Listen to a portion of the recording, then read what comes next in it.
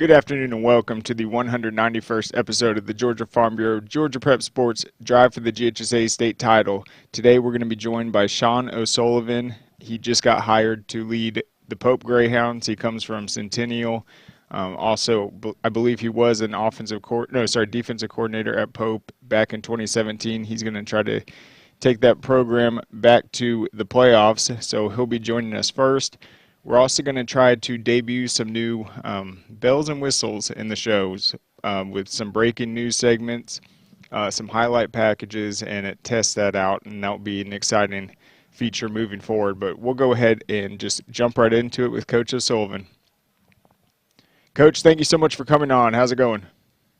Yeah, great. Thanks for having me on here. Yeah, you bet. I want to start just talking about what you were able to do at Centennial. I thought last season was a really big year for the program. You guys were in an outstanding region. Every time I brought a coach on that played you guys, they had great things to say about how competitive you guys were. Just what did it take to get Centennial to that level last year? I think the biggest thing is just development. Everything for me starts in the weight room. And, having two off seasons going into year three this past year, we were, able to just get a lot more physical on the line of scrimmage on both sides and just kind of build that mentality of competing in everything we do. And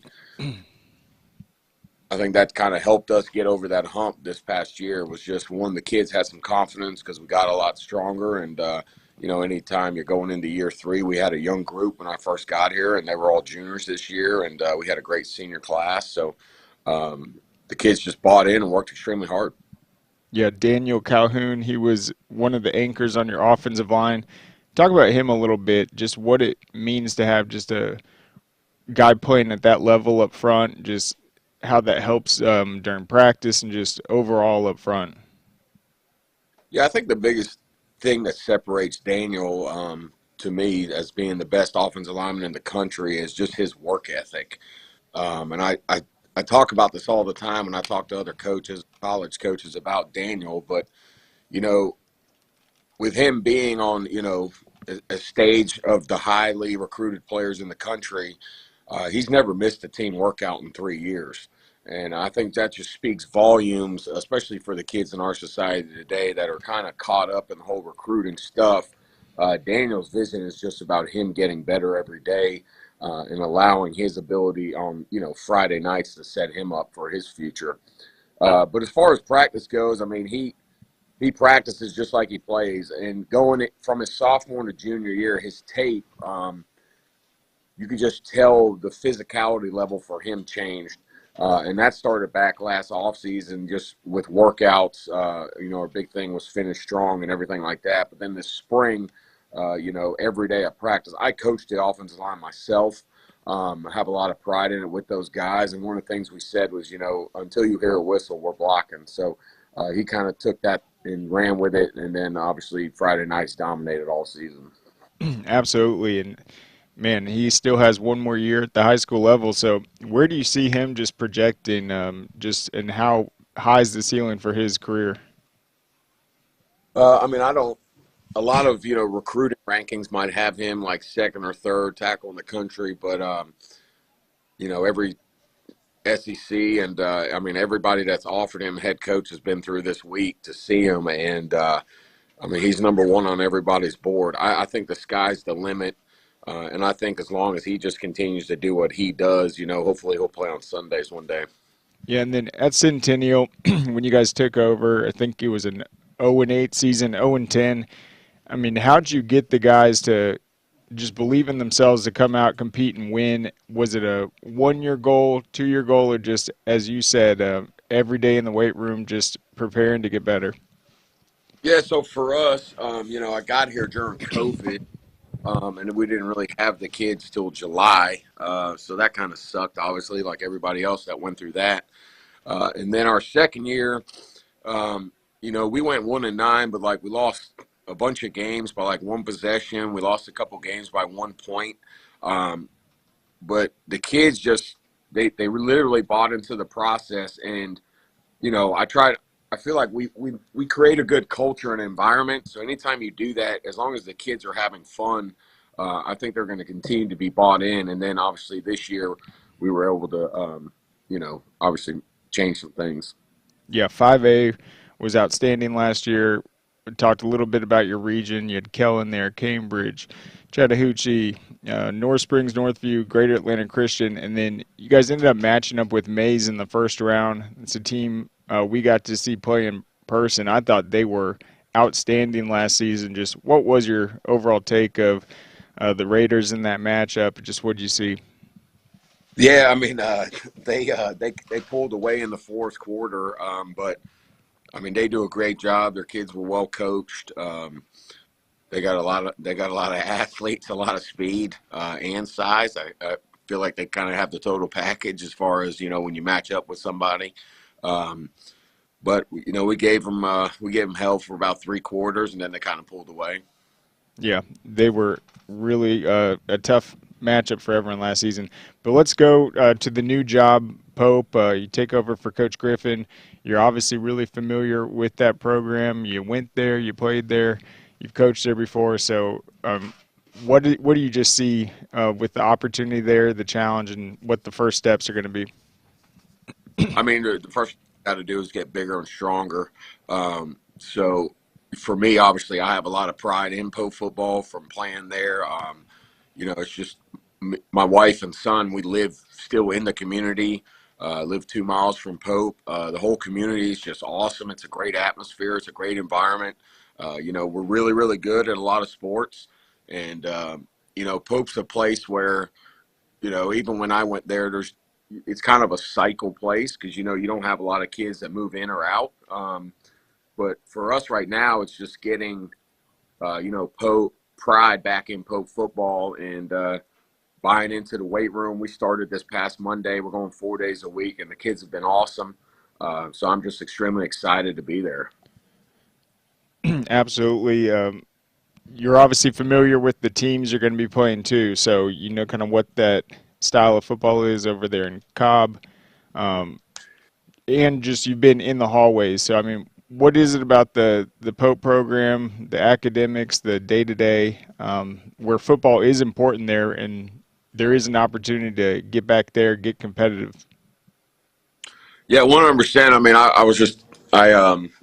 had a bunch of college coaches came by this week, and they were like, some of them, hadn't been there before. But they're like, "Is this a private school?" I mean, there's nobody in the hallways when there's people in class.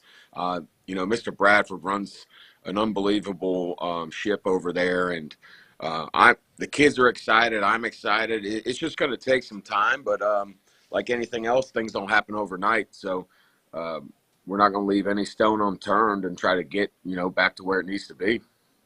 Yep. And so, are you going to focus on the offensive line, the defensive line? You're going to kind of delegate that to your assistants, or what do you feel like is the best way for you to kind of take that hands-on approach as a head coach? Yeah, so I'll be involved in one side of the ball. It just kind of depends as we get some teaching slots and the staff figured out. But I I'm definitely I'm hands on as far as everything. With our staff and our players. So it really just the best fit for whatever we need to be successful, if that makes sense. Hmm. Um, Hoping to get some guys hired in a couple spots, and then kind of fill out the staff from there and see where I need to be placed. Yep, and then we've been talking a lot about this ongoing coaching carousel. It's obviously not just the head coaches. A lot of coordinators will move around too as a result of this. Just was the process kind of smooth sailing for you, and kind of what does it look like from a staff perspective?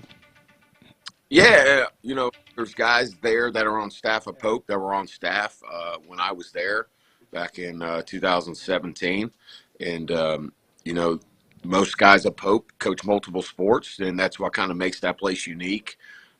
So just looking to add, 2 or 3 guys to the staff and kind of go from there. Yep, and then what's your overall just impression of the opportunity with the region you guys are going to be in? You got Alpharetta, Blessed Trinity, Roswell, Lassiter, Johns Creek, Sprayberry. So those are all big Yeah, time matchups and exciting. Yeah, it's definitely a tough region. Our non schedule is extremely difficult too, with River Ridge, Kell, Walton, and North Paulding. So Mm. um, it's definitely going to be a challenge. But at the end of the day, the goal for me every year that I tell our kids, it's not to win the region. It's the first thing you got to do is try to make the playoffs. So, um, that's the goal every year. Obviously, it's going to be extremely tough, but we just got to put our heads down and go to work and see what happens. Come the fall, and yeah, kind of go from there. Yeah, and what is that evaluation process going to be? And kind of when you're new to a program, are you going to try to just simplify the game for the guys, uh, not overwhelm them with the schemes and all that, and just try to build that confidence and growth throughout the year? Correct. First thing we're gonna do is try to build confidence through, our strength program and our conditioning, obviously. But we will start in March. We'll start doing football 101 and things like that. And one of the things I try to do when I do take over a new program, obviously this is my third one now, um, but is every kid in the spring will have two positions to cross train them. That's been very beneficial for me the last two places I've been, just as far as development and the kids learning the game of football. So we're definitely gonna. I mean, the kids at Pope are extremely smart, so they can handle a lot of scheme wise, and I think that'll be one thing we try to use as our cutting edge. Yeah, and to kind of take off where you guys want to, how important is it going to be this next year to get these young guys, the underclassmen, this varsity experience, so you can have these multi-year starters? Yeah, so last year, Coach Griffin, they played a lot of sophomores. That's good. So anytime they do get experience on Fridays, it helps. Um, but I'm excited about our rising senior class. There's pieces in there. There's a defensive end. His name's Jaden Grimes that is kind of under the radar right now, but he won't be for long. Um, and we have an unbelievable kicker in Andrew Nelms, and um, I mean there's pieces there, So I'm just excited to get there and recruit the hallways and try to get our numbers up. Pope's one of those places where you got to get the multi-sport kids out, and that takes everybody working together. And Coach Turco has been awesome. The baseball kids have been coming to workouts. Obviously, our baseball team is one of the best in the state at any level. So that's been huge having his support, and I think just building relationships like that will help get Pope football, in a better place. Yeah, and it's not, I mean, it's no knock on Pope. I mean, I just think that the surrounding teams, they're outstanding. I mean, programs go through the ups and downs, but what was your just overall message to the guys just meeting them for the first time, talking about how you guys were going to kind of go about this? Yeah, so the first thing I told them was like, we got to have Pope pride, and that's pride in Pope football, and it's not these guys in this room have to want to wear and wear it proudly that they're a part of Pope football, And I just told them, the biggest thing we're going to do is put the hard work in. I don't really care what about the scoreboard or anything else. Let's just put our heads down and go to work. You're going to be pushed. You're going to get coached. You're going to get exposure.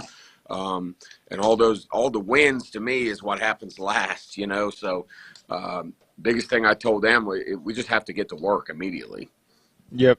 And a lot of people will just say, oh, the emphasis is always academics first. It's like, I feel like at Pope, I mean, Yeah, it's a challenging school already. And so correct.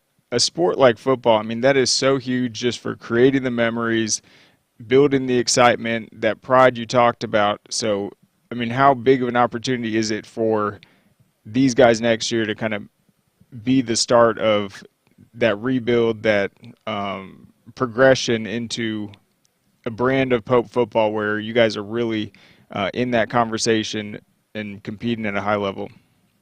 Yeah, absolutely. And for us, we want to have a physical brand of football. When people play us, want to say, those were some tough kids we just played, and um, the rising seniors, anytime you go take over a program, that's kind of the hardest group to, for you to get to buy in. But the kids have been absolutely awesome. And I really think it will pay off for them. I'm big on making their experience good. I feel like I care about the kids' experience everywhere I've been. If not, I don't really know why you're in this business. To me, it's all about the kids and their experience. And that's why I look back, what football did for me at Pope and kind of the avenues it gave me. And that's just what I want to be able to do for these kids. Exactly. Playing high school football in Georgia is a lasting memory for sure. So you guys are working hard in the weight room now. Just last question: what's spring ball looking like for you guys? Then, how busy you guys plan to be this summer with 7-on-7s, just getting out there and trying to make the most of the summer Yeah, so months? we'll go 4 days a week until March, and then we'll go 5 days a week. One of those days being strictly OTAs in the spring. Obviously, without you can't use a ball or anything, but to me, it's still perfect time to be able to get football in as far as mental reps and things like that. And then this summer we'll go 5 days a week. One of those days kind of built in. If we're going to the we got padded camp. We got 2 padded camps in June. One at Kell, one at Hillgrove, and we've got 3 or 4 7-on-7s we're going to, and yeah, just really excited about it. Awesome. Well, can't wait to see it. Coach O'Sullivan, thank you so much for coming on. Excited for you to be back at Pope. Excited what you guys are going to do next season. It's going to be a fun off season, I'm sure. But thank you so much for joining us. Have a great weekend. Yes, sir. You too. Thanks for everything you guys for our profession. You bet. All right. So there goes Coach O'Sullivan. Go Greyhounds. I want to talk real quick about kind of the challenges we were saying needed to happen. Last year, they definitely struggled offensively and defensively.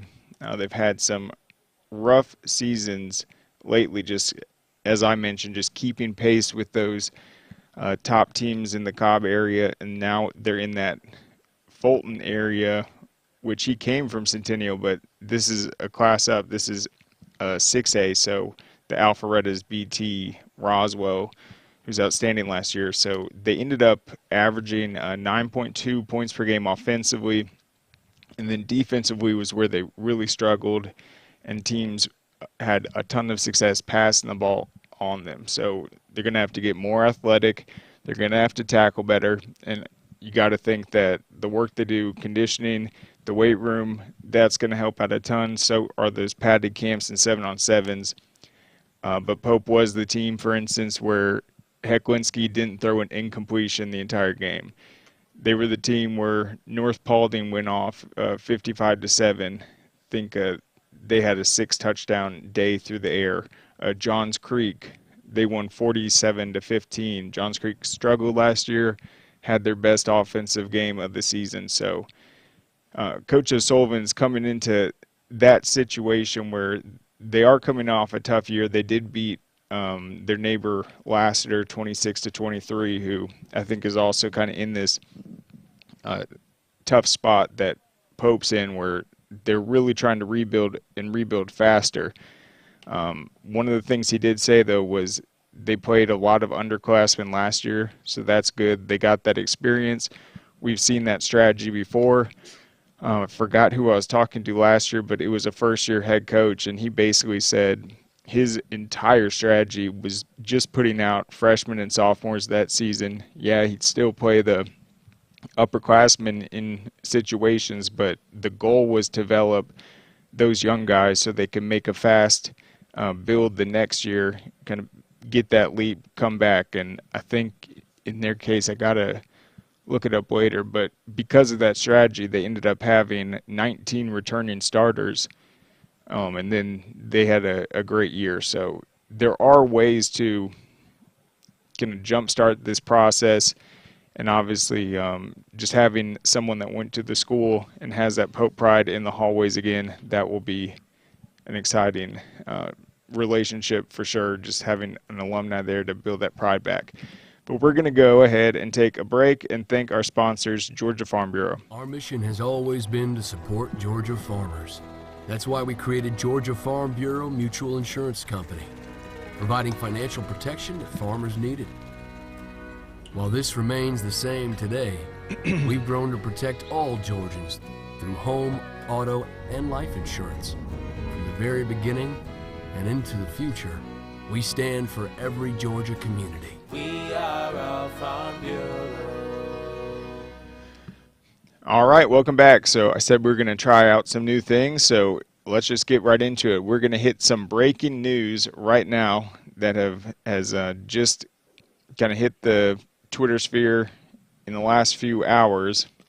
And we'll start things off with Newton. They have found their new head coach. It's going to be Joshua Skelton. So he takes over for the Rams. That is exciting. He's their 18th all-time head coach, and he is familiar with the program. He was, I think, one of their coordinators last season. Defensive coordinator to head coach. That is exciting. I just always have great things to say about Newton because they just have a reputation every single season, no matter what, they have a huge win.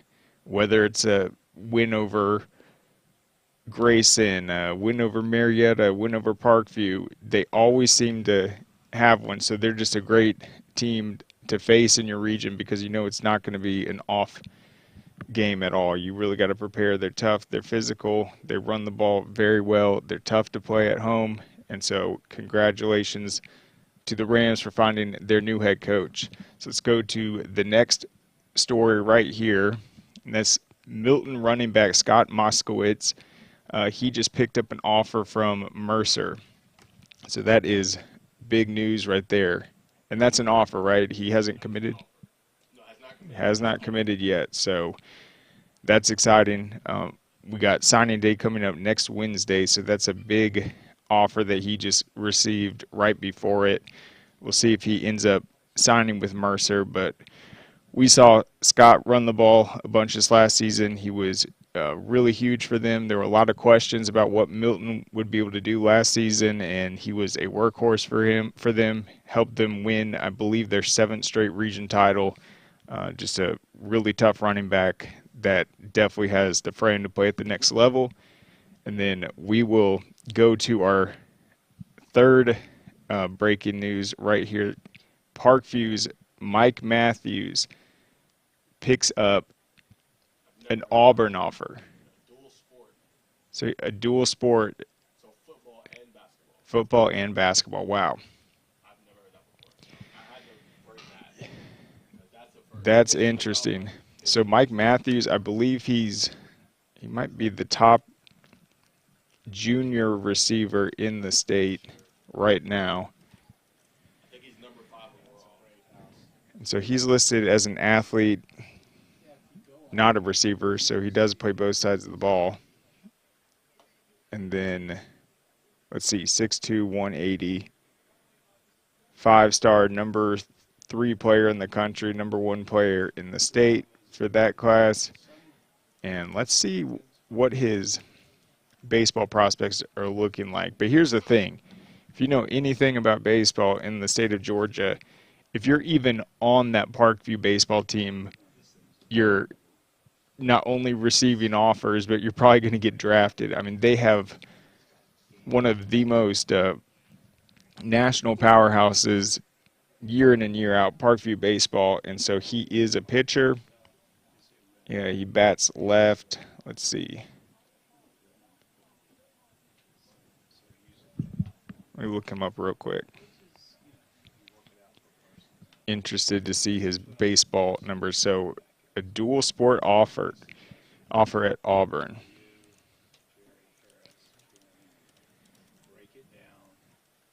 One sec, guys.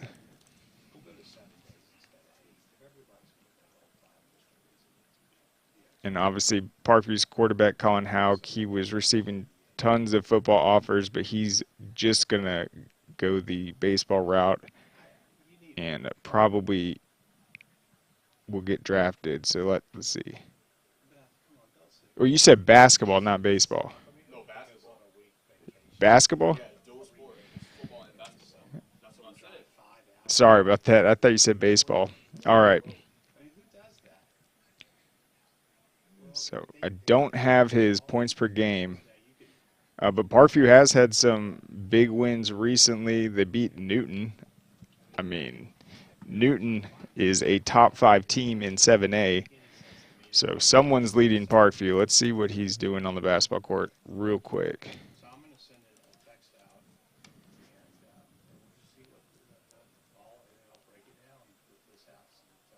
Yeah, so he's a 5-star football prospect and 4-star basketball prospect. So definitely an athlete to be watching, and only a junior. So be really interesting what he does next season at Parkview and who that next head coach is going to be with Coach Godfrey stepping down. They got Kyer Spain, they got Mike Matthews, two outstanding class of 2024. He's what? Top 150 in basketball. Yeah, top 150 player in the entire country for basketball.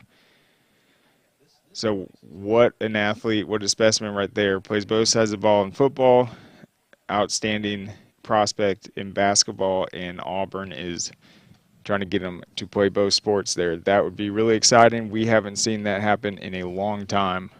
I think really the last time I saw that was, who was that player on the University of Florida that played football and basketball? I think he was a tight end. Let me see.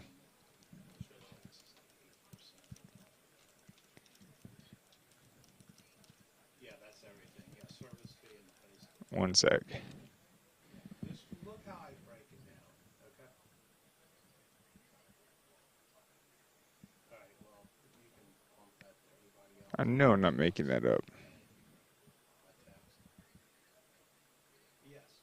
Well, anyway, yeah, so that's very rare. We'll see if he's able to do both. Sometimes they offer you both, but then you really only choose one. I mean, that's, when the heck would you ever go to class? I mean, that schedule alone, it'd be ridiculous. But congratulations to him. That is huge news. But speaking of that, let's go to a recruiting segment right now, a guy I want to talk a little bit more about because we have National Signing Day coming up, and among the most interesting and intriguing unsigned players, in my opinion, is Bailey Stockton, because he has blown up in the recent weeks. He's getting all these in-state offers, and it's just up to him where he's going to go, and then that could have future implications on where Aaron Philo goes after that, his teammates, and kind of where the Prince Avenue Christian players are leaning towards. And you also look at his recruitment lately. He took a visit to Georgia Southern, and then got offers from Georgia State and Georgia Tech just days later. So the battle has begun for who is going to land Bailey Stockton, and I want to show some of his highlights right here because you're going to see how good he is at blocking, how good he is at tackling, and then the sure-handedness and just the route running. I mean, I think he could play defense.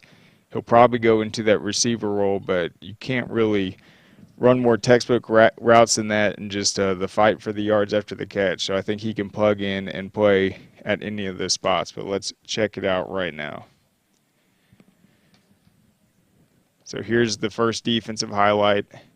Just making tons of tackles, not allowing any yards for extra gains, just chopping guys down.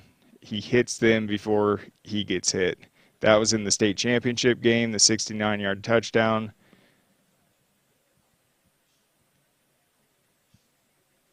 Big sack right there, just really gets downfield. And then the screen game that Prince Avenue was so good at was not only because of his ability to get upfield, they also were great at blocking. See another big play right there, one move, and just battling. And then the play where he ended up breaking his collarbone, it's going to be way later on in this, but it was a touchdown play. And he does run a legit 4.4. And we saw that speed against Swainsboro. Big hit right there, so definitely not afraid of contact. See the fade route right there. He also caught a beautiful fade route in the state championship. I think this is it right here. Yep, and a great pass from Aaron Philo. And Swainsboro came out hot and had the lead in that one, and then they just overwhelmed them in the second half.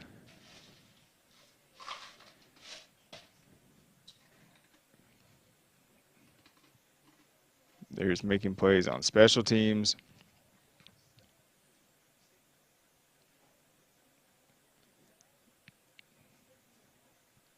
So we'll see, but I have a feeling wherever he decides to go, you're going to see, like, let's say he decides to go to Georgia Tech, you're going to see guys that are already on that roster kind of checking out his game film and what he did this last season, and I think they're going to be really impressed with the type of player they have going there. I think Georgia Tech's going to have a lot of speed, especially if he runs a 4.4, you add him with Dobson, who's kind of a taller, bigger receiver that has speed too. That's right. Yeah, Bryce Dobson, a similar player. Pretty good speed.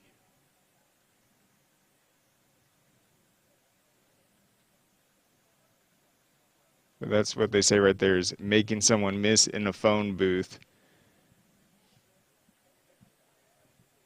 Ooh, nice double move. Yeah, and just has great concentration. Big play right there on the goal line, forces like an 8-yard loss. I think that was against Baylor, Tennessee right there, yep. So, I mean, just every single week, he just had an outstanding performance. Coach Vandergrift said they definitely would not have won the state title without him. And really, you think back to what was the most memorable moments of the state championship weekend, which, if you watched it, every single game was outstanding until well, I think things kind of trended the other way with the Cedar Grove Sandy Creek controversy. Still a great game. And then you had the 5A, Ware County kind of blew that one open. But among the most memorable moments by far was Bailey Stockton's gutsy performance. He'd wear a different number because they cut off his jersey previously after he tore his he broke his collarbone, and he just went out there, I think had 170 yards, 2 touchdowns.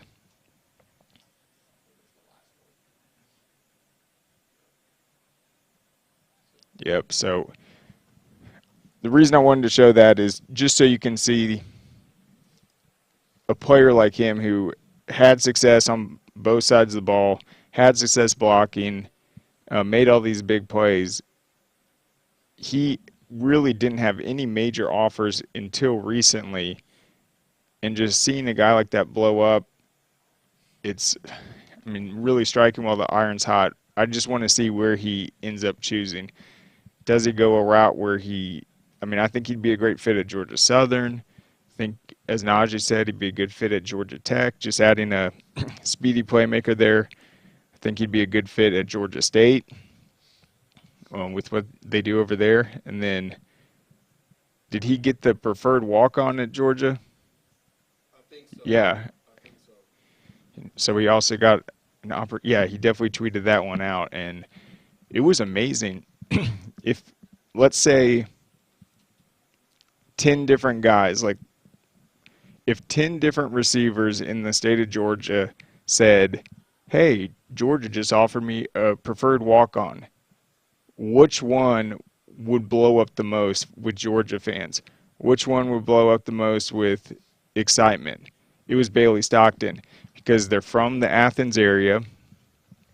Coach Rick's son's a coach at Prince Avenue, and that's how many people saw what he did this season and did in the state championship. So you look at that tweet when he said that he got offered by the University of Georgia. I mean, there was a ton of excitement from the Bulldogs, and I also think it's because they've seen what Ladd McConkey was able to do this year.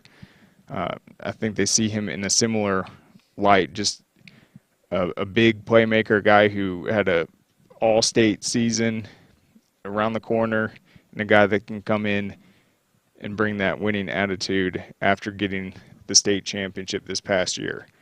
I mean, who wouldn't want a guy that plays with a broken collarbone and balls out? I mean, he is a tough kid. So excited for him.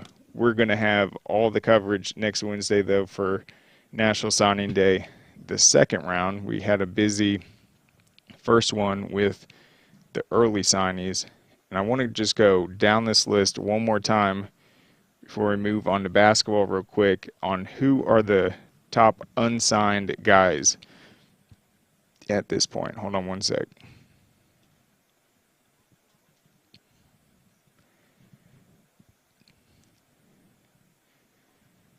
So they said when they first started doing the early signing thing, I think it was close to 80% signed in the early one. But with the new transfer portal, we'll see if that number goes down a little bit.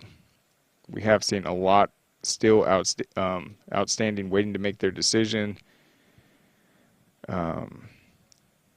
Looks like Seven Cloud, defensive lineman from McEachern, is still unsigned. He is about the 100th ranked prospect in the state. He's got a ton of offers. A linebacker from Roswell, Javen Hall, he's a 3-star, 6'1", 220. Stockbridge cornerback Nyreek Sharp, he actually has an offer from Georgia Tech. Let's see, he is leaning that way. So once again, that is Nyreek Sharp, 3-star corner from Stockbridge. Right now, he's between Mississippi State, Georgia Tech, and Arizona State. So Georgia Tech could get another big-name prospect from the state. Edge rusher from Grayson, Rayvon Johnson, 6'4", 220. And let's see, a couple more. Yeah, Justin Reed, a tight end from Noonan, 6'5", 230. And right now it is a battle between Georgia Tech and Southeast Missouri State. They're predicting a lock for Georgia Tech. So he's had the offer, 6'5", 230-pound tight end. That's Justin Reed from Noonan. So Georgia Tech is still trying to bolster this class. Let's see where they rank at this point. Alabama's number 1. They got 9 5-stars. Number 2, Georgia, has 5 5-stars. So Alabama just way more. Texas has an outstanding class. They're currently 3rd. Ohio State's at 4. Oklahoma at 5. And then the other top 10 teams, LSU, Miami, Tennessee, Notre Dame, Oregon, and Clemson and Florida are right on the outside there. Georgia Tech is currently sitting down at 61. And so I mentioned they usually finish in the 30 range, so still have work to do. They only have 19 commits at this point. They'll probably add about 8 or 9 more, and then that will move them up the ladder. So we will see for sure. So that's it for the recruiting. We'll have all that news. Obviously, next week's the big week. We'll see how all this plays out. But a basketball game I want to talk about real quick to watch for. It's actually going to happen tonight. Is going to be the Griffin girls against the Baldwin girls. That's a 4A matchup. Number 1 Griffin versus number 5 Baldwin. And it's going to be at Baldwin. So among the different storylines in this one, as I said, Griffin's ranked number 1. It's a Region 2 matchup. They met on January 3rd, and Griffin won that game by 1 point, 53-52. Here's why it stood out. Griffin won that game despite shooting 0 of 14 from 3-point. Looks like the volume just went out. One sec, guys.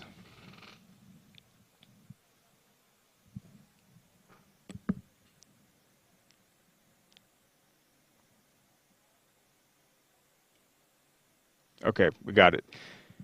So yeah, Griffin won the game despite going 0 of 14 from 3-point. That's not going to happen again. But on Baldwin's side, they also missed a lot of opportunities. They were, let's see, 5 of 13 from the foul line. So they make 2 more of those, they would have come out with the victory. So that was interesting in that game. You have just an awful shooting night by Griffin. They find other ways to win. They out-rebound them. They have more steals, more assists. Then Baldwin didn't really take advantage of the poor shooting, or was it credit to their defense? And that's why Griffin struggled.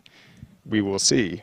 And that's obviously the main area to watch in this one is, does Griffin have a better day shooting from range? Does Baldwin try to lock down again a similar strategy? And then Baldwin comes in red hot. They've won 8 straight, and not only have they won 8 straight, these teams have been playing similar opponents. And if you look at Griffin's success versus Baldwin's success, Baldwin's been beating these other teams by even more points. So during this 8-game win streak, since the loss to Griffin, Baldwin has picked up, let's see, 64-24, 68-21, 65-31, 71-20 in their latest win over Spalding. Spalding's a good team, massive victory, and then 50-23. Their defense has been locking down.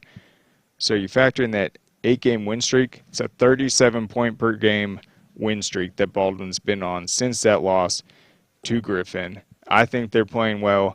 I think Baldwin can come in and get this win. We will see, though. I just thought that was by far the most intriguing game, and then just seeing how much Griffin was struggling to shoot in that one. I think nerves probably took over in that one because these are 2 of the top contenders by far. So then the other girls matchup that I think is going to say a lot, and I was curious about some of the rankings regarding this one, and that's Westminster getting ready to play Marist, who is not in 4A. They won 4A last year. They're now in 6A. But here's what's interesting to me. I'm looking at every single poll on the girls' side, and Marist is not ranked. I think it says how good 6A is, but they're 16-2, and they've won 14 straight games. I do the boys' rankings. I don't do the girls'. They lost to GAC early, and then Etowah, both close. They've won 14 straight since. So I think a win over Westminster, that game's going to be tomorrow. I think that would put Marist back in the rankings. They obviously replaced a ton from their state championship run. I know Najee talked to Coach Hickson earlier this year about that, just how they were going to try to still rely on that strong defense. They did have a lot of new pieces, but, I mean, this is a big game for them. If they can win 15 straight, well, actually, it would be 16 straight. They play a 1-15 South Cobb tonight. That would take them to 17-2, and then a win over Westminster, they'd be right back in it. Now, what's Westminster got going on? They are coming off a tough loss to Holy Innocents. It's a big Region 6 rival, another newcomer to Class 4A that's going to challenge for the state title. They won the first matchup and then lost 67-54 this last week. Westminster is led by Courtney Ogden. She is the one of 2 girls that's invited to the McDonald's All-American game this year. I believe the other one was Kells Crystal Henderson. She scored 29 points in the game against Holy Innocents where they lost. So I think for Marist, they know Courtney Ogden is going to be the hot hand. She's going to be taking the majority of the possessions. It goes through her. She's a 6'1" guard. She's averaging 22 points a game, 10 rebounds per game. But I'm looking at the only games that Westminster has lost this year. I think they're probably like 14-5. They lost to Galloway, Woodward Academy, and Wesleyan. Those were kind of, 3 straight losses. And, Courtney Ogden had 10 turnovers in both those first two, and then just 2 in the other one, but was struggling shooting, just 9 points. I think she was probably in major foul trouble. But ever since then, she's been protecting the ball a lot better. She's still taking a ton of the shots, but she's not having the turnovers. So I think Westminster is playing better. But also Holy Innocents, she dominated the first matchup, had 26 points and 19 rebounds, a career-high 19 rebounds. She dominated the glass, did it all for them. This last game, though, she had 29 points, 11 rebounds, but just 2 assists. No, sorry, just 1 assist. So too much was relied on her and Holy Innocents, their depth. They were able to get that win. So how does Westminster bounce back from that win? Can Marist extend their big win streak, make a statement, get back in the rankings, let people know that they're trying to defend that title in a loaded 6A?